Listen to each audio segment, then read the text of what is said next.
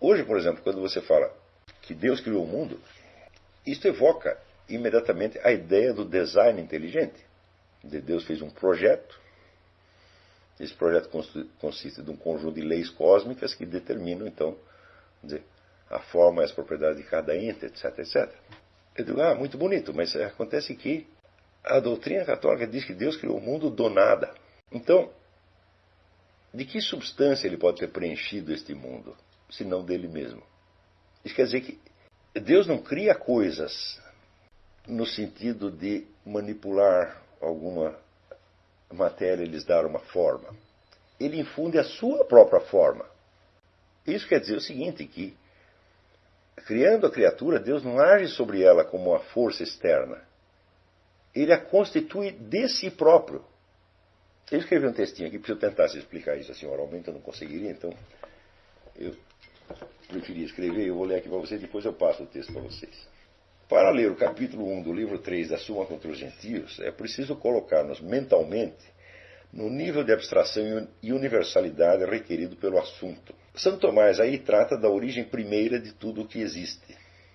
Não se trata, portanto, de imaginar uma força que haja de algum modo sobre as coisas, pois isso não só pressupõe a existência anterior de coisas, mas define o agente de modo errôneo por uma noção transitiva, a de força.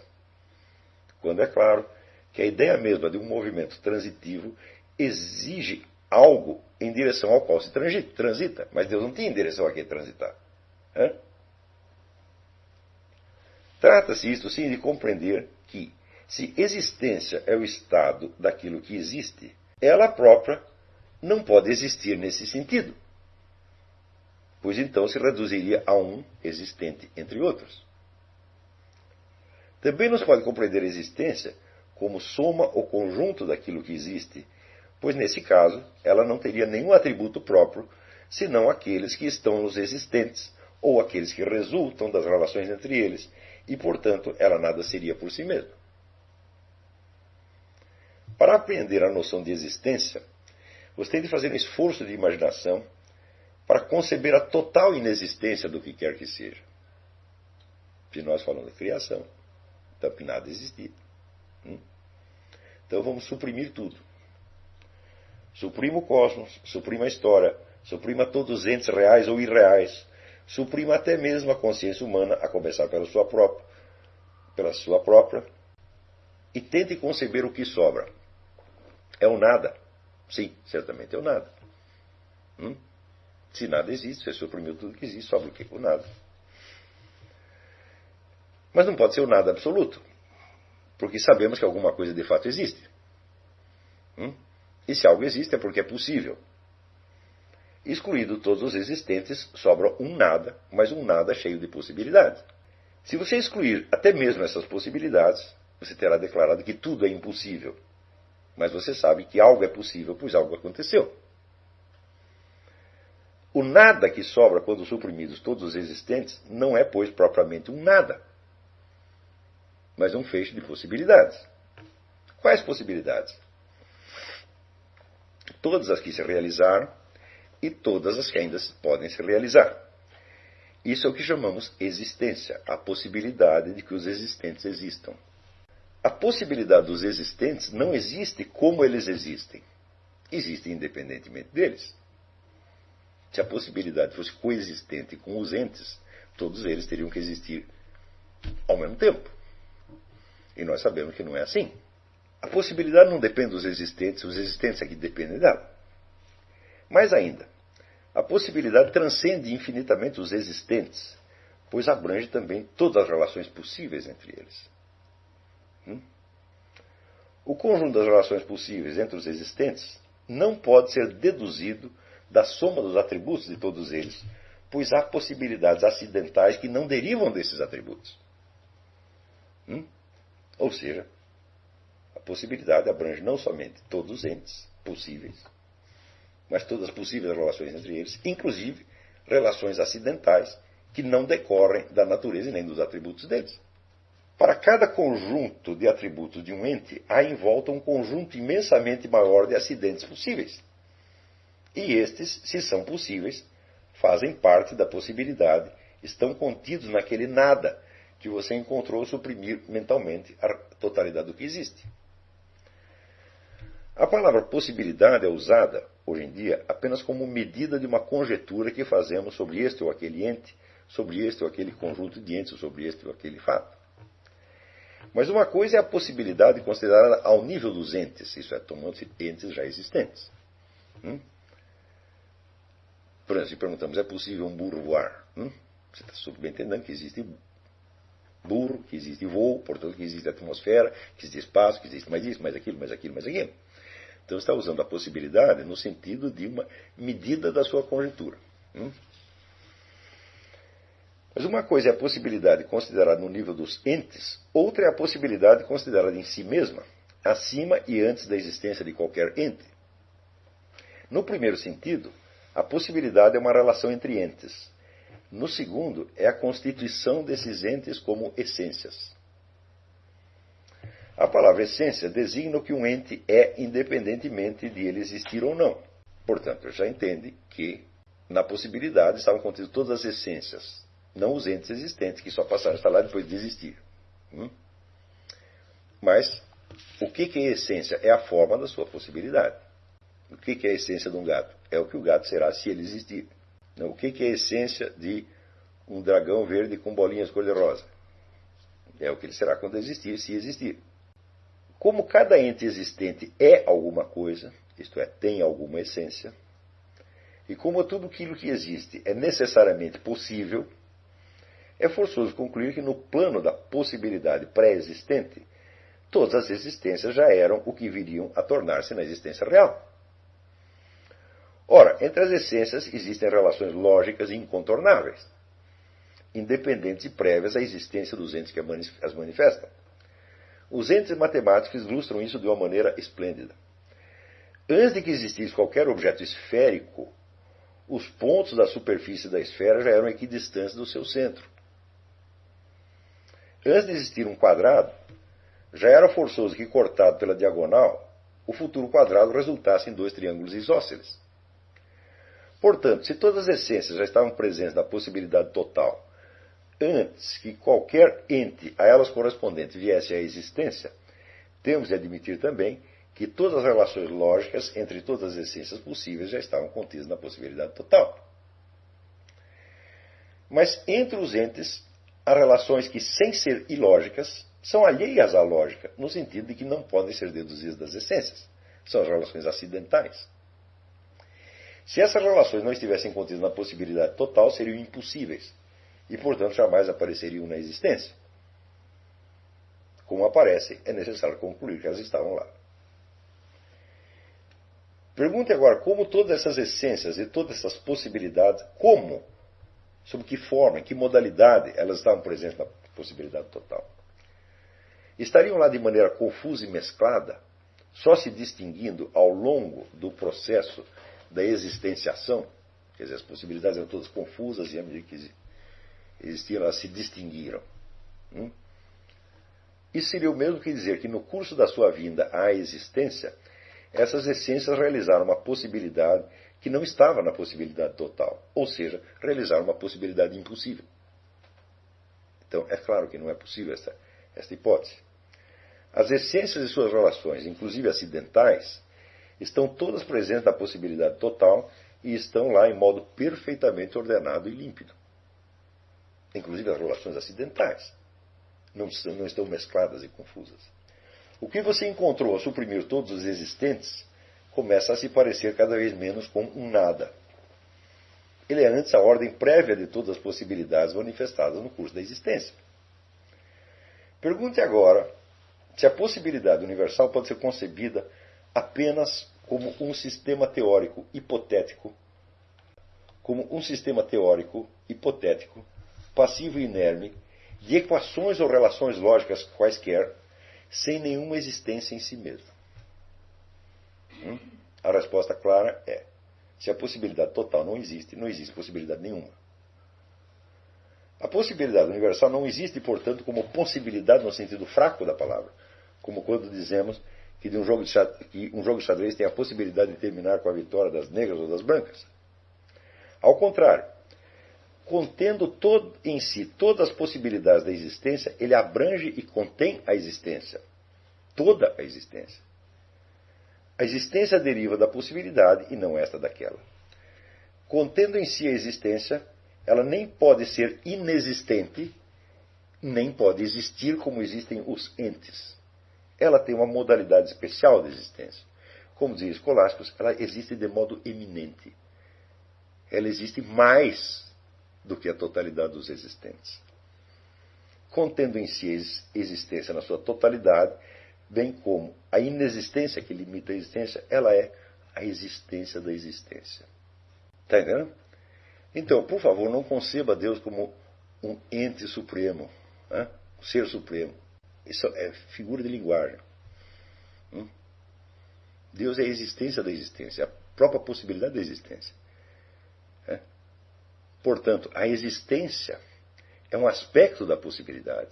A possibilidade enxerta a existência na existência. E de onde vem essa existência? Dela própria. Então, eu sei que tudo isso parece bastante abstrato, tá certo? Mas, note bem, que isso aqui não foi feito como uma demonstração, e sim como uma meditação. Meditação sobre o quê? Sobre a frase Deus criou o mundo. A meditação, diz Hugo de São Vítor, é você, em vez de você tirar consequências de uma afirmação, você rastrear o que está no fundo dela. Rastrear o sentido mais pleno do que está dado ali. Portanto, pode parecer uma demonstração lógica, mas é o contrário de uma demonstração lógica. Então, na verdade, a maior parte dos escritos filosóficos que existem são meditações, não são demonstrações. Demonstração é quando você está querendo provar alguma coisa para alguém. Eu não estou querendo provar nada para ninguém, eu estou só querendo entender. Então, este esforço de dar inteligibilidade, seja a experiência, seja algo que você leu, então, vamos dizer, isto é filosofia tomada na sua expressão máxima. E note bem, o que eu estou tentando entender aí não é somente a frase Deus criou o mundo, mas é a famosa resposta à pergunta por que existe alguma coisa e não antes o nada. Enquanto você conceber, por exemplo, o universo somente no sentido cósmico, no sentido, por assim dizer, cosmográfico, tá certo? E perguntar quem criou isto, ou se isto foi criado, ou de onde surgiu, você nunca vai encontrar uma resposta. Porque cosmos, tá certo? Já é uma forma determinada, já é, por assim dizer, uma coisa. E não tem nenhum jeito de você rastrear a origem dessas coisas se você supuser que para além delas existe algo que as criou. Você nunca vai chegar a coisa nenhuma. Porque este para além delas não está para além delas, está nelas.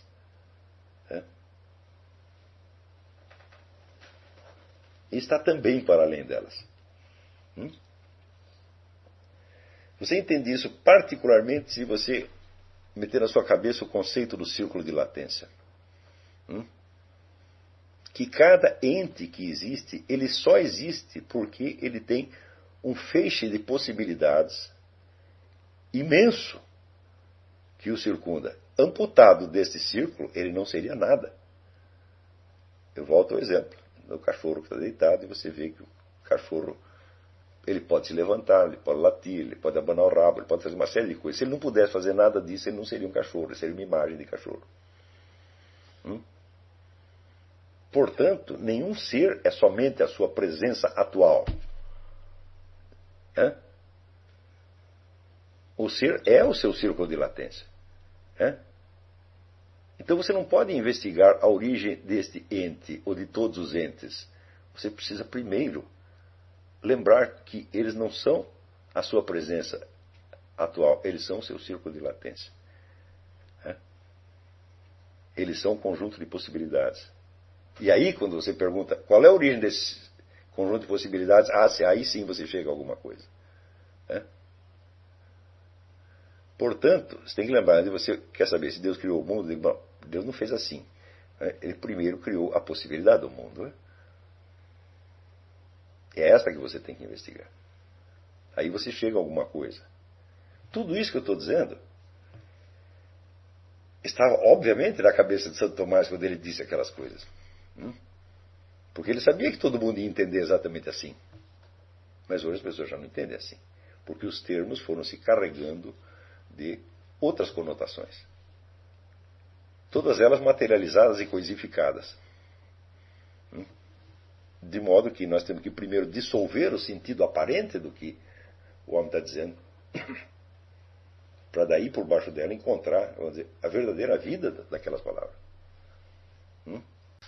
Quando as pessoas dizem que estão buscando Deus, eu pergunto o que raio de coisa que eles estão buscando?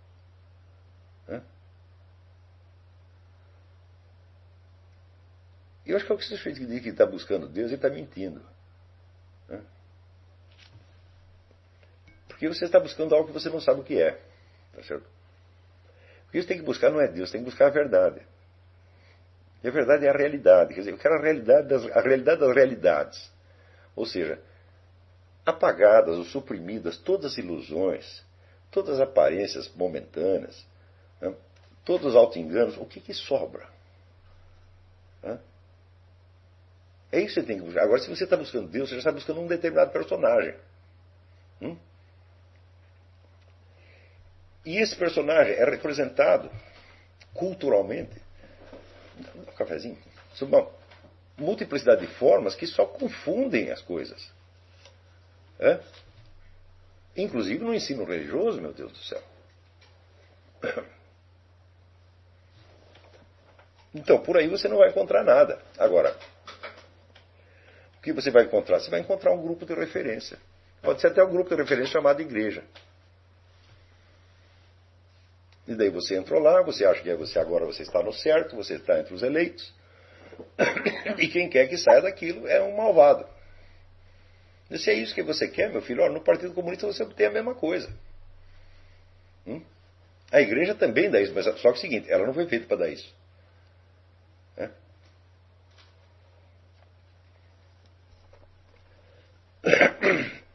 Então, é por isso que eu digo a esse rapaz que me foi mencionado, digo, meu filho, se você teve a pior desilusão da sua vida, você dê graças a Deus.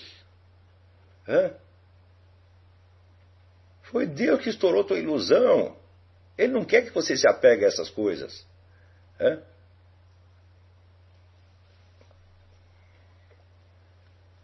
Porque tudo isso, vamos dizer, são formas criadas historicamente, umas mais legítimas, outras mais legítimas. Nem todas essas formas estão carregadas de criminalidade, como o caso do Legionário de Cristo, mas olha, graças a Deus existem essas empulhações, porque elas são desmascaradas, elas estouram como bolhas de sabão e nos deixam no vazio. E é esse vazio que você leva perante Deus. Para quê? Para que Deus te faça de novo. Deus é o fundamento da tua realidade. Você não tem nenhuma realidade fora aquela que Ele está infundindo em você. E é isto o que aparece de novo na comunhão. Quando o padre vai lá, põe uma hóstia na sua boca e diz, esse é o corpo de Cristo. O que é o corpo de Cristo, meu Deus do céu? É o conjunto da possibilidade universal da qual foi feita toda a existência. E que você está sendo feito de novo naquele momento.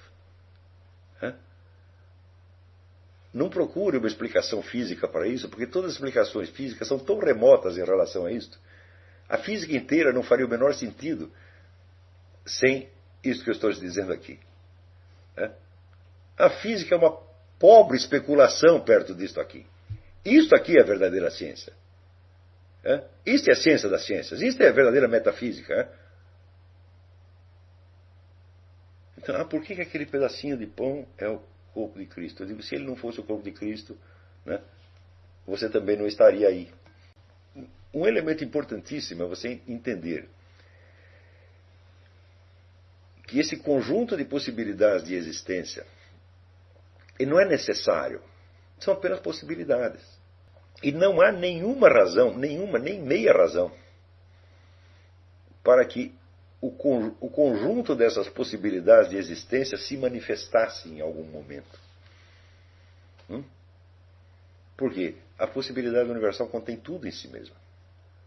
Ela não precisa de nada. Não há nada fora dela. Então é por isso que se diz que Deus criou o mundo por amor. Hã? Não tem outra explicação.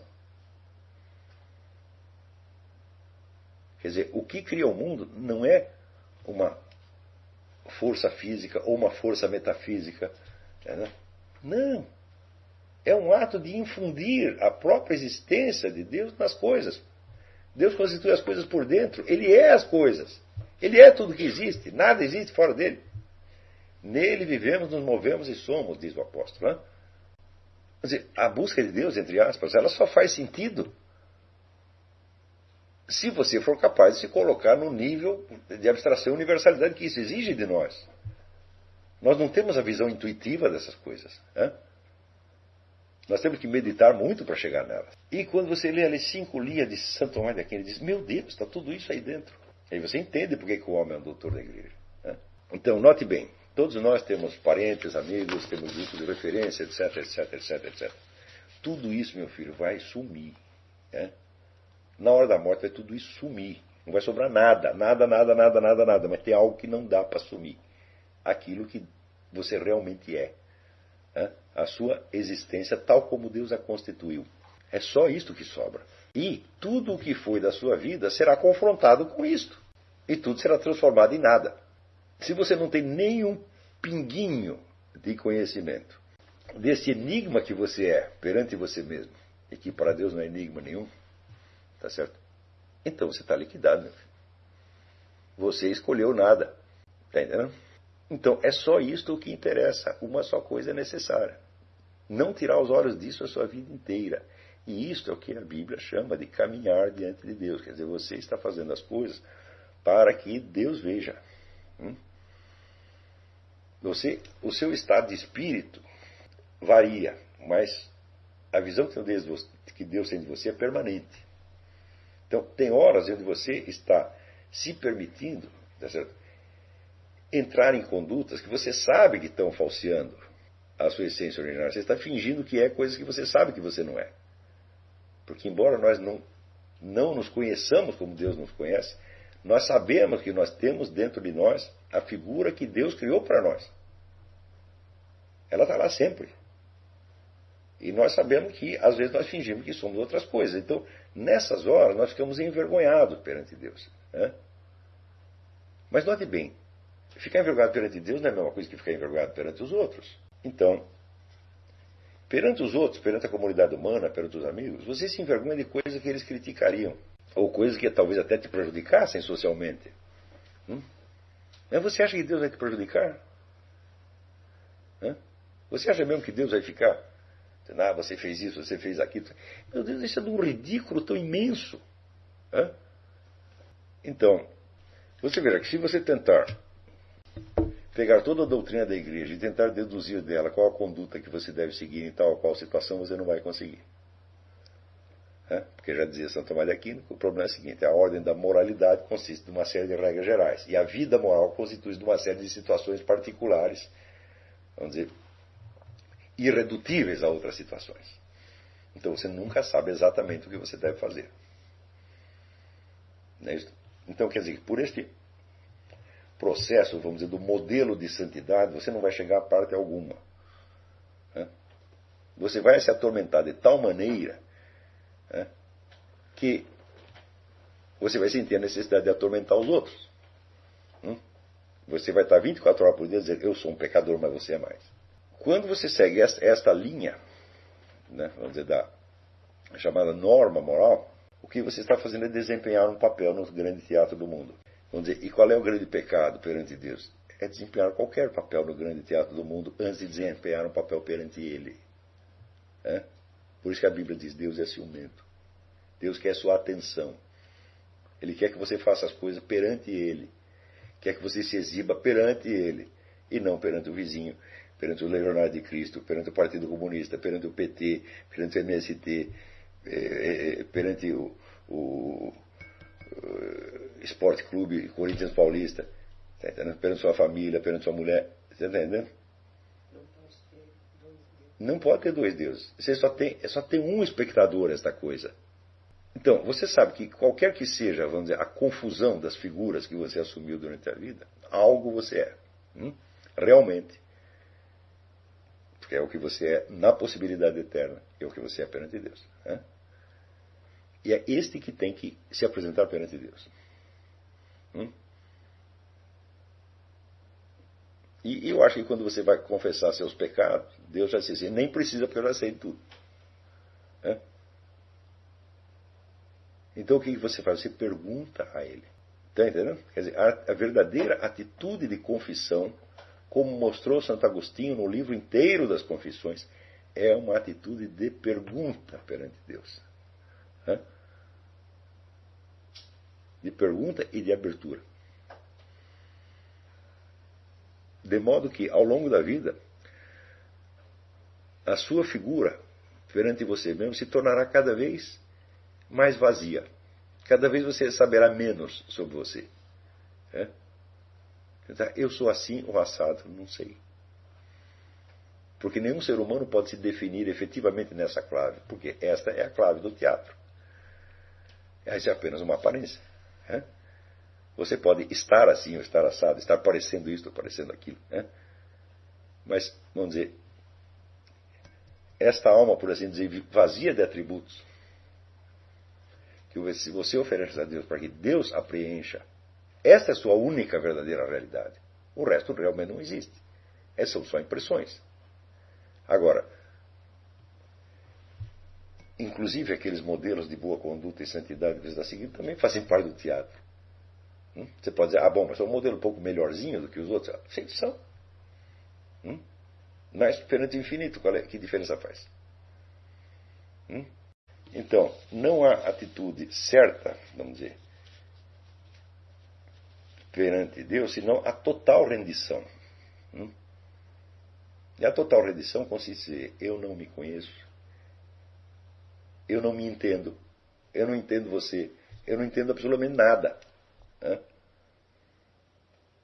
Então, faz de mim o que você quer que eu seja. É só isso. Essa é a única coisa, vamos dizer, pela qual, vamos dizer, a única coisa, o único objetivo que merece uma vida. Porque isso não vai acabar.